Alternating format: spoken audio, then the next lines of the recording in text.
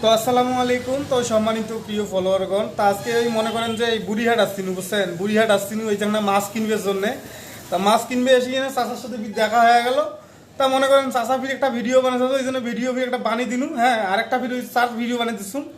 তাই মনে করেন যে এই বড় ভাই চাচা, হ্যাঁ, মানে আসলে মানুষের সঙ্গে মিশলে বোঝা যায় যে আসলে কারা মানুষের ব্যবহার দেখলেই আসলে বোঝা যায় যে কোন মানুষটা কীরকম। সত্যি অমায়িক ব্যবহার, চাচা অনেক ভালো মানুষ। তো তো ঠিক আছে, ফলোয়ারগণ ভালো থাকেন, সুস্থ থাকেন। তা মোর যা যা ভিডিও দেখেন চাচাকে সাপোর্ট করেন।